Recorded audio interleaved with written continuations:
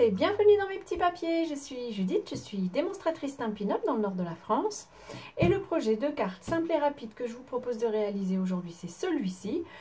Il faut très peu de choses, un set de tampons, un petit peu de papier et c'est parti. Allez, on réalise la nôtre ensemble tout de suite. Pour cette carte, il vous faut une base de carte très classique, 21 cm sur 14,8 ou 85 avec un pli à 10,5. Et puis il vous faut un morceau de papier de série design coupé à 14,35 dans ce sens-ci.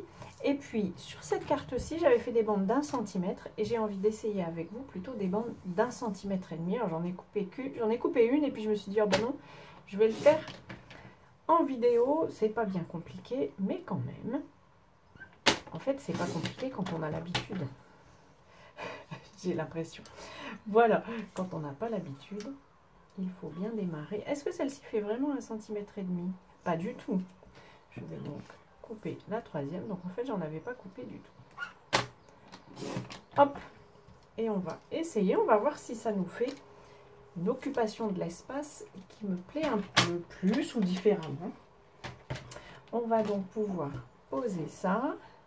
Alors, je pose ma base de carte en utilisant le quadrillage, enfin les repères du quadrillage, je les mets bien sur une ligne en horizontale et puis sur une ligne en verticale aussi parce que ça va me servir de repère pour coller les bandes suivantes. Tiens, et si je changeais de côté?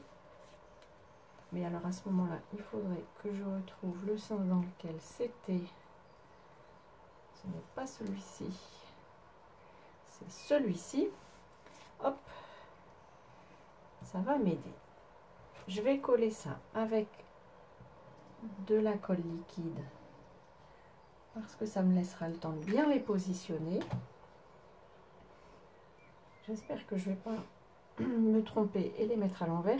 Et pour le disposer, je vais utiliser à nouveau le quadrillage. Je vais peut-être me mettre là au milieu, ce sera plus simple. Je vais à nouveau utiliser le quadrillage et je vais utiliser le repère des lignes ici verticales pour pouvoir placer toutes mes petites bandes, parce que vous le savez peut-être si vous me suivez depuis quelque temps, mais je n'ai pas le compas dans l'œil, mais alors pas du tout. Donc j'aime bien utiliser ce genre de petits repères, parce qu'en plus quand c'est pas bien positionné, après ça m'agace, je ne vois plus que ça.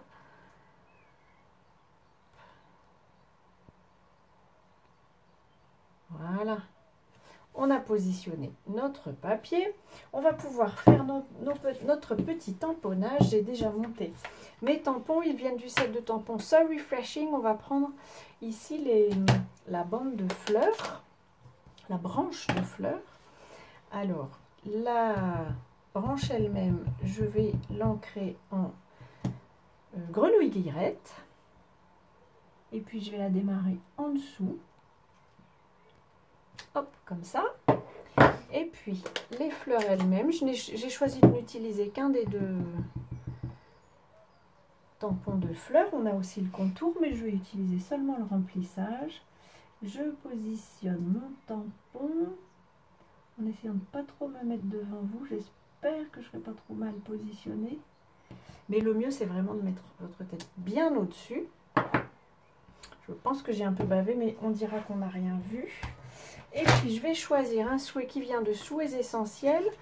Alors, je vous l'ai déjà présenté, hein, mais on a 4 souhaits qui se répètent 3 fois dans des tailles différentes.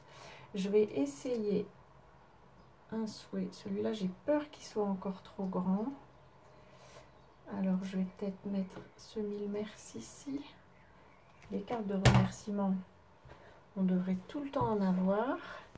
Je vais vérifier sur mon petit brouillon que j'arrive à le tamponner à peu près droit, ça me va. Allez, soyons courageuses. Oui, ça me va.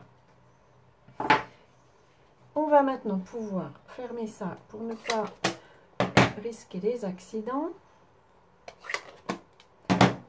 Et puis, plier cette carte-ci. Et puis, dites-moi, tiens, quelle version vous préférez, les bandes étroites avec un des rainures ou les bandes un peu plus larges avec une illustration. Voilà, j'espère en tout cas que cette idée de carte vous aura inspiré, qu'elle vous aura dépanné. Si c'est le cas, pensez au petit pouce, ça me fait toujours très plaisir et puis ça m'aide. Et puis je vous souhaite avant notre prochaine rencontre de passer de belles journées créatives et bien entendu, je vous embrasse.